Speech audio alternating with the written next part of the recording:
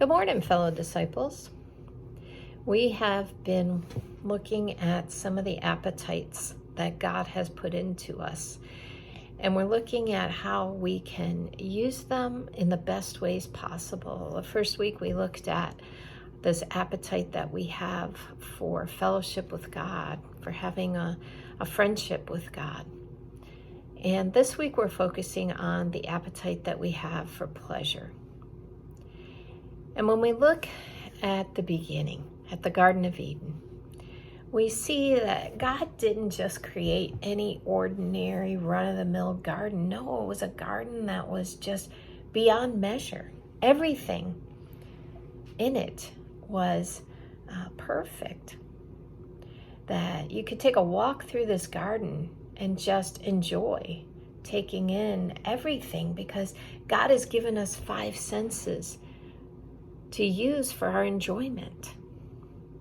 And so that's what I'd like to do this morning, is to take a walk kind of through the garden, and a virtual walk, which we're doing a lot of virtual stuff lately.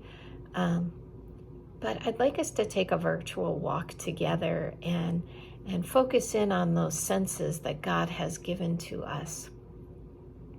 First thing that we do as we walk through the garden is we just take a look, open our eyes, have eyes to see all the beautiful things that God put in that garden. Everything there was good to look at. Everything. And he put fruit trees there that weren't just good to look at. The fruit on them was pretty. But when that first man and woman took fruit off those trees, they found that not only did they look good, but they tasted good. And they were good for nutritional purposes as well. That's still true today. We can walk through an orchard or a beautiful farmland or a farmer's market and see beautiful things that God has created for us to enjoy. We can look at the variety of foods at a farmer's market and just relish in the fact that he's given us a variety of things to eat and enjoy, and things that are good for us and that taste good. In that garden, there were birds singing, and they weren't just making noise. They made sounds that are pleasing to our ears still to this day. We hear the singing of birds in the springtime, and we know that soon we're going to see flowers emerging, and the snow's going to melt, and the temperatures are going to get warmer.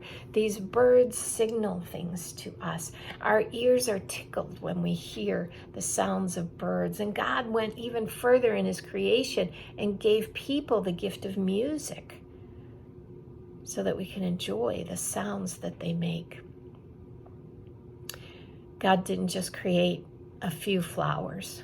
There's a variety of flowers in the garden. And he didn't just create one shade of purple or one shade of red. When we go to a garden and we look around, we see a variety of colors. When we go to a nursery to pick flowers to plant in our garden, there's a variety of choices that we have, because God is a God of variety. He loves color, obviously, and he's given that to us to enjoy.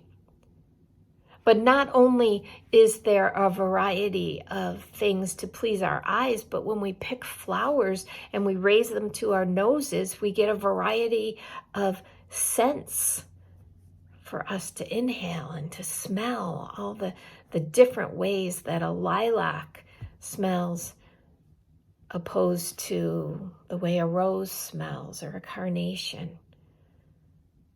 There's all kinds of ways that God's creation feeds off of our senses, or feeds into our senses.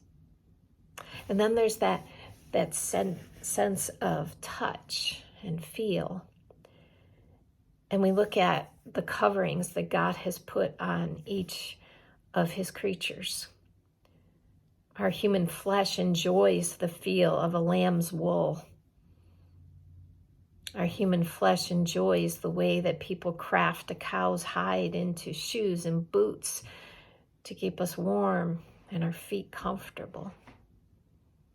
All of these things are the reason that Paul wrote to Timothy and said this in his first letter. Instruct those who are rich in this present world not to be conceited or to fix their hope on the uncertainty of riches, but on God, who richly supplies us with all things to enjoy. That's in 1 Timothy 6:17. You see, it all goes back to us finding satisfaction when we feed that appetite for fellowship with God. We start to see all the things that God has given us, and then we start to enjoy the things He has given to us. It all goes back to feeding that appetite for God first, and then we can enjoy the other areas of appetite that He's given to us. We have to see God as our provider, not just for financial reasons, but for all reasons. Even our enjoyment, our pleasure, He is our provider. That's why Paul could write those words, that God richly supplies us with all things to enjoy, meaning we can look to His creation to give us all the things that we need to find a life that is pleasurable and enjoyable. But if we don't put God first, the balance of all the other appetites gets out of whack, and especially this one for pleasure. I don't know about you, but I'm really watching this and hearing it played out during this season of pandemic in which we're in. People that do not rely on God as their provider are scrambling to find some sense of financial security right now. People who don't rely on God to provide what they need for pleasure are scrambling to find ways to get back to what they enjoy. Those that are most opposed to these stay-at-home orders are fighting and kicking to get nail salons and hair salons and bowling alleys and parks and beaches and all those things open, because that's where we get our pleasure, and we don't know how to do it on our own. We haven't relied on God to give us the things we need. We've relied on bars and restaurants and beaches and salons and all these other things to give us what is pleasant for us. And yes, all those things can provide us with things to enjoy, but we can find other things that God has given to us. Why are we so opposed to what I consider to be this imposed Sabbath? I think we're so opposed to it because it's making us uncomfortable. And we like to live a life that is filled with pleasure, and we will avoid pain at all costs. We will do anything we can to avoid pain because we expect everything in our lives to bring us enjoyment and pleasure, and we expect things to be easy for us. We expect our relationships to be easy. And when our marriages get tough, well, then we'll just get divorced rather than learning how to work through the difficulties together and come out stronger. When our jobs get difficult for us, instead of learning to work well or do our best to work well with those around us and to learn how to understand our bosses better, no, we'll just go to the best offer that comes along, and we won't even consider how that's going to affect our children or our families because we're looking for financial security. What about our recreation? When we get our children involved in sports and we don't think that coach is playing them often enough, well, we'll just switch to a different sport or we'll switch to a different team until we find the one where we get what we want out of it. instead of teaching our children, you may have to work harder. You may have to put more time in at practice. You may have to go to the coach and say, hey, coach, what is it that I would have to do in order to be a starter on this team? See, we just want life to be easy. We want our food to bring us pleasure, and it should. It was intended to give us pleasure. But the foods that God gave to us, not this food industry stuff that is filled with chemicals and all kinds of things that are bad for our body. Because when our doctors tell us, look, you're not eating well, you need to change your diet, we'll kick and fight against that. We'd rather take a pill than exercise. We'd rather take a pill than change our diet. No, we want our food to give us the comfort that we want it to. And instead of learning how to eat different foods that will be better for us, we'll just ignore the doctor's advice and watch our health go down. See, when we live to seek pleasure and avoid pain at all costs, we're getting those appetites out of whack, out of balance. And I want to read to you from Stephen Arterburn's book, Feeding Your Appetites. I want to read to you some wise words that he gives us about this appetite that we have for pleasure. He says, we want to avoid pain and seek pleasure, and the deeper the perceived pain, the stronger the need for release through some form of pleasure. Eventually, our normal pleasures no longer do the trick, and a more forbidden pleasure becomes necessary to escape the pain.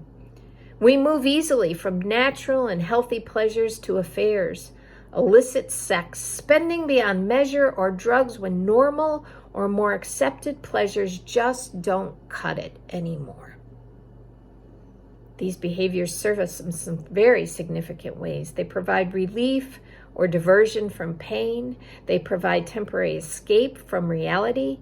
There's a sense of security because at least this is a known. They provide instant gratification. Our society constantly encourages us to indulge our desire for pleasure, and we seem to blindly fall in line to get our daily fix of pleasure. Society says, if it feels good, do it. And we do. See, what we have to realize is that pain is just part of the human experience. It wasn't supposed to be that way. But when the man and the woman took that fruit off the forbidden tree and ate it, we are paying the consequences still to this day. Humanity has this desire to avoid pain, but it's just part of the human experience. And when we will learn to lean into the discomfortable things in life, the uncomfortable things in life, the discomfort, when we learn to lean into that and work through it, we come out on the victory side of it. And that helps us for the next difficult circumstance. But what it really does is it puts us in a wonderful position when we are on the victory side of pain.